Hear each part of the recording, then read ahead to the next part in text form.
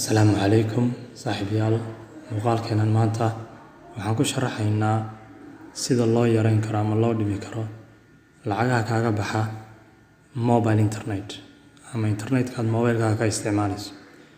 Inteena badan waxaan aragnaa markaan mobilka ku shubano bundles ama xirmo internet in lacagta internetku ay si degdeg u dhamaanayso. Haddaba muuqaalkan waxaan ku sharaxaynaa sida loo xallin karo arrinta. mobilkan isticmaalayna dabcan muuqaalkan ku duwayna waa Samsung Galaxy A10.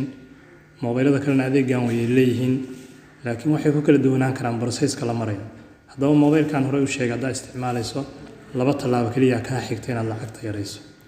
talaabada koowaad waxa weeye inaad soo furto settings baa ku dhufanaysaa.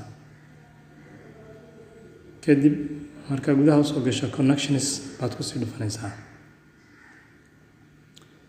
then waxaad gelaysaa data usage halkaa ku dhuf. marka halkan timaado waxaa aragtaa data saver inay tahay off. waxaa laga rabaa halkaa inaad on ka dhigto. data saverka wuxuu kaa badbaadinayaa ama kuu suuragelinayaa in applicationada mobilkaaga ku jira ee internetka isticmaalaya adigoon applicationka furin internet buu isticmaalayaa. waxaa la yidhaha background buu ka isticmaalayaa. marka dhammaan applicationada mobilkaaga ku jira markaa khadka furto internet bay wada isticmaalaya. si aad taa u joojiso oo isticmaalka internetkaada ugu koobto kaliya applicationka marka aad u joogto waa inaad data saverka ka dhigtaa on. halkaas marka on garee. talaabadii koowaad waa taa.